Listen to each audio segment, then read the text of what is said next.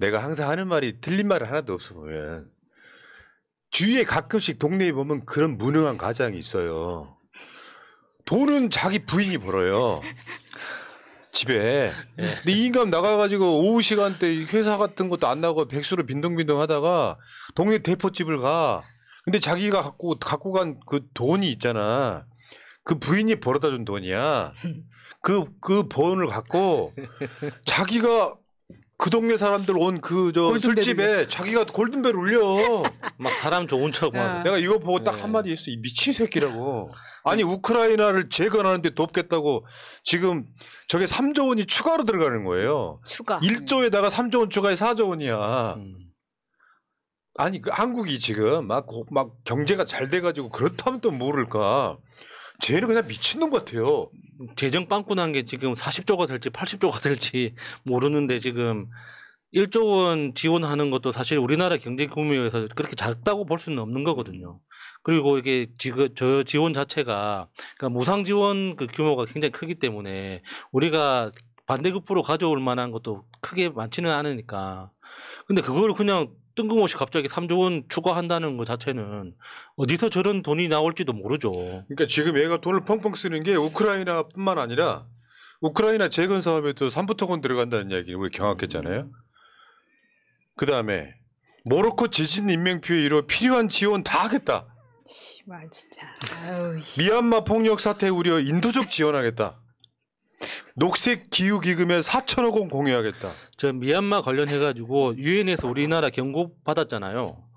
그러니까 저 우리 무기 전시회에 미얀마 대사 초청해가지고 탱크에 태웠지 않습니까? 그러니까 지금도 미얀마에서 폭력 사태로 지금 국민들이 죽어가고 있는데 거기에 미얀마에다 무기 팔아보겠다고 대사 초청해가지고 그런 이벤트를 한 것 자체가 비인도적이라고 유엔에서 경고 받았지 않습니까? 네, 아세안 의장국에서도 빠졌죠, 그래서. 네. 어처구니가 없어가지고. 아니, 그러니까 한국에서 내년도 예산안을 보면 거의 기함할 정도인데 그러면서 한국에 돈이 없는데 그 돈을 가짜 뉴스죠. 문재인 정부에서 펑펑 써가지고 지금 곳간이 거덜났다는 식으로 이야기를 하면서 밖에 나가가지고는 무능한 가장이 할 수 있는 모든 걸 다 보여주고 있어요. 한국이 도와줄게! 한국이 도와줄게! 씨발, 니들 말하면은 죄는 있잖아요. 들어오지 못하게 해야 되는 거지. 외국 나가서는 돈 펑펑 쓰고 국내에서는 말로만 약자 복지 실제로는 예산 삭감. 이게 대통령이라는 놈이 할 짓입니까 이게. 돈이 많다고 하면 난 그거 찬성하는 사람이거든요. 선진국이 되면 선진국이 해야 될 일들이 있어요. 근데 그게 원래 한국이 좀 짰었어 솔직히 말해서. 예.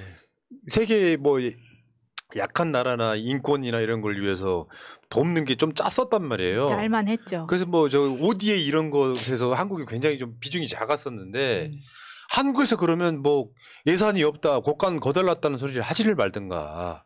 그러니까 푸나님이 비유하셨잖아요. 아까 어떤 가장이 있는데 집안에서는 일도 안 하고 띵야 놀고 부인이 벌어준 돈 가지고 밖에 나가서 막 펑펑 쓴다 그러면 주변 사람이 뭐라고 하겠어요. 어휴 저런 비응신 이렇게 오가죠. 등신이라고 해요.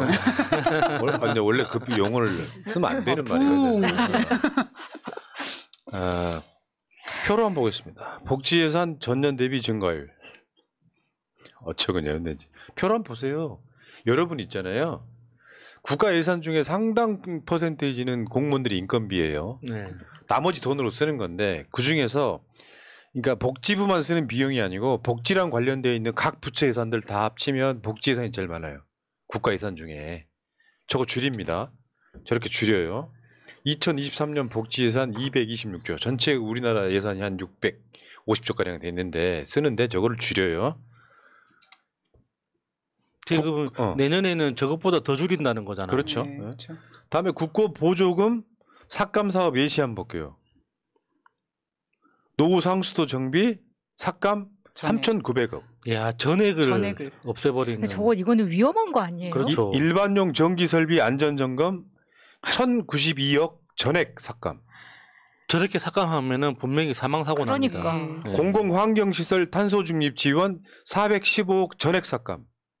가정폭력 피해자 지원 390억 전액 삭감. 스마트 하수도 관리 체계 구축 운용 383억 삭감. 하수도 상수도는 뭐 그냥 신경 안 쓰겠다 이거네. 아니 그리고 왜 탄소 중립 지원은 전액 삭감하면서 녹색 기후 기금에는 4천억 주고 왜 밖에다가는 쓰고 안에서 하는 거는 이러는 맞잖아. 거예요? 무능하니까 그래요. 재밌거든.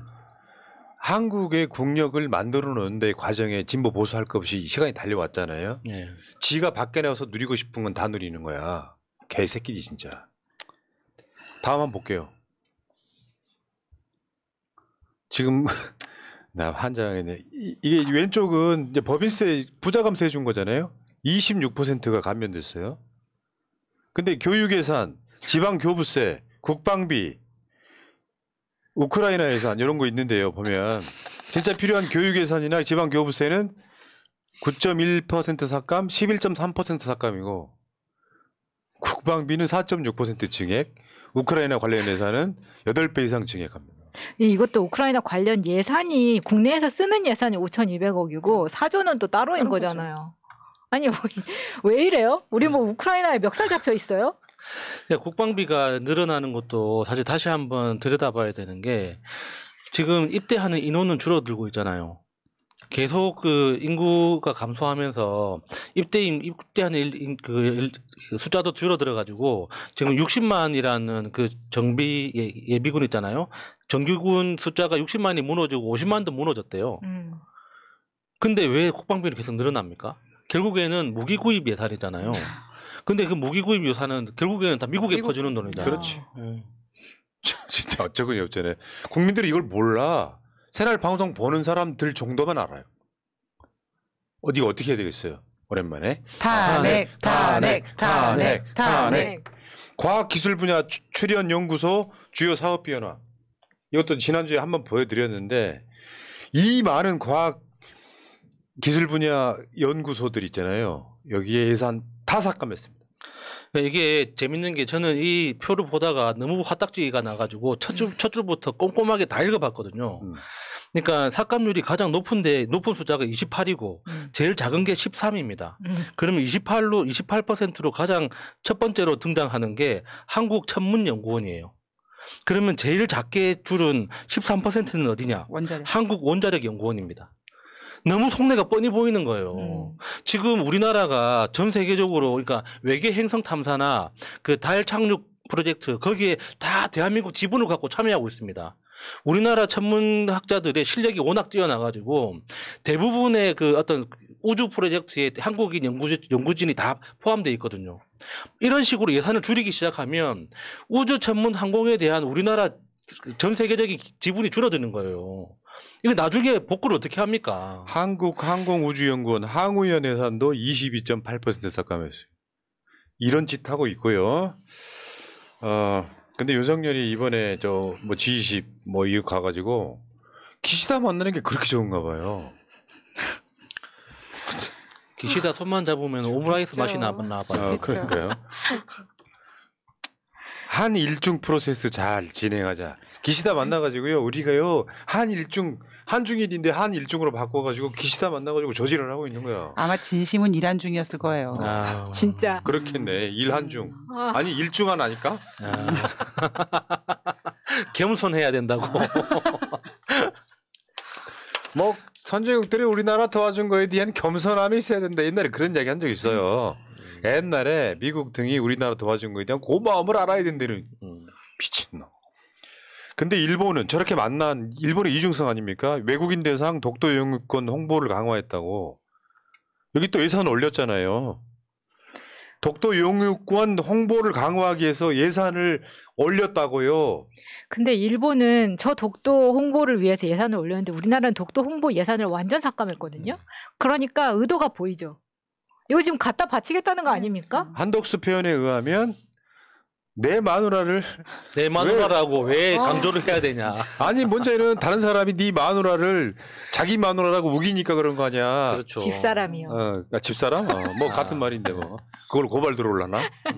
나는 마누라라고 하지 않았다. 집사람. 이게 무슨 이런 방송을 보면요 가짜 뉴스 하나도 없어요. 다 팩트예요. 그렇죠. 이건 지금 아사히 신문에서 가지고 온 거니까요. 네. 거기다가 윤석열이 저지랄 하고 있으니까 미국이 지금 요미우리네요. 그러니까 아니 말고 미국이 독도 문제 등 관련해 가지고 좀 저런 이야기까지 나오고 있잖아요. 일본에 독도 문제 돌변한 미국 공식 표기 맞다. 시 오브 저펜. 그러니까 저 이야기도 나온 지 꽤 됐는데 아직까지도 우리나라에서 아무런 대응을 안 하고 있다는 그렇죠. 게 이미 미국에서는 그냥 C 오브 재팬이라고 그냥 편하게 씁니다. 그러니까 미국은 돌변한 게 아닙니다. 미국은 이랬다 저랬다 하거든요. 계속 간을 봐요.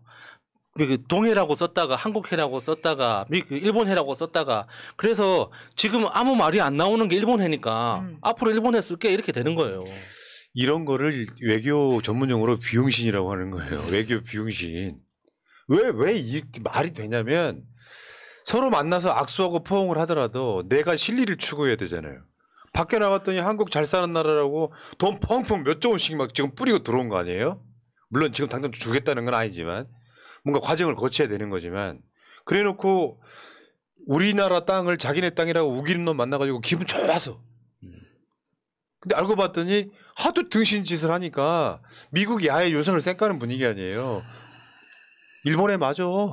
이렇게 돼버리는 거잖아요. 나중에 그 일본에 안에 독도가 들어가 있는데 무슨 문제냐고 주장해도 무슨 할 말이 있겠습니까? 아무리 미국이 강대국이라고 하지만 일본해라고 썼다가 대한민국 대통령실에서 국방부에서 해군에서 항의하잖아요. 바로 바꿉니다. 그렇죠. 맞아요. 미국이라고 해서 시끄러운 게 좋은 건 아니거든요. 그리고 그렇게 항의하는 것 자체가 정치적으로 역사적으로 명분이 있다. 그러면 미국도 다시 수정할 수밖에 없어요. 근데 대한민국이 가만히 있는데 미국이 왜 알아서 다시 고쳐줍니까? 그러니까 2008년에 부시가 그렇게 해줬거든요. 그러니까 원상복구 하라고 그러면 원상복구가 되는 겁니다. 네. 사실 이스트 C라는 게 지난번에도 이야기했지만 좀 애매할 수 있다. 그러면은 C 오브 재팬이라고 우기니까 우리도 C 오브 코리아로 가든지 뭔가 표기를 확실하게 해가지고 주장을 하자라는 이야기가 많이 나오고 있는 겁니다. 자,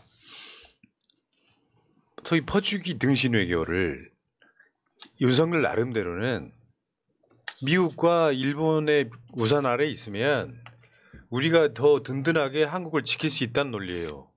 지키는 것도 지키는 거지만 윤석열의 그 행위가 김정은이 지금 뭐 동방포럼? 러시아가 주도하는 거 있잖아요. 예. 거기를 간에만에 뭐 기차 타고 간에만에 하잖아요. 가겠죠. 윤석열 집권 이후에 북한은 계속해서 미사일 쏘고 있잖아요. 한반도가 더 평화로워졌습니까? 목적이 평화해야죠. 대통령이란 자가 미국 등에 업고 북한을 때려잡아서 이기면 된다고 생각하는 사실 저런 애들 전쟁 일어나면 제일 먼저 도망갑니다. 서울을 지키겠습니다 하고 다리 끊고 도망가는 새끼들이 저런 놈들이에요. 전쟁 나면 누가 죽어요? 서민의 자식들이 죽는 거지. 그렇죠. 진짜 중요한 건 전쟁 나서 이기는 건 차후의 문제고 평화를 지키냐 못 지키냐잖아요. 지금 우리가 전쟁 일으켜가지고 뭐 일본 땅도 먹고 중국 땅도 먹고 북한 땅도 먹고 그런 시대가 아니잖아요. 그러니까 결국 우리가 얻는 이득은 하나도 없습니다. 문재인 정부 때는 그럼 북한이 한국에다가 미사일 쏘고 그랬습니까? 아니잖아요. 오히려 한국의 어떤 한반도의 밝은 미래를 위한 희망들이 가득했었잖아요. 그런 과정들을 지켜봐야 된다고 생각을 하고요. 하나 더. 일본 언론도 관동 대학살에 대한 관심을 지금 기시다 정부가 보여야 된다라고 계속 강조를 하고 있습니다. 이유는 뭐겠어요? 일본 다수의 시민들은 의식 있는 시민들은 일본이 과거사를 털고 가야 된다고 생각하는 거예요.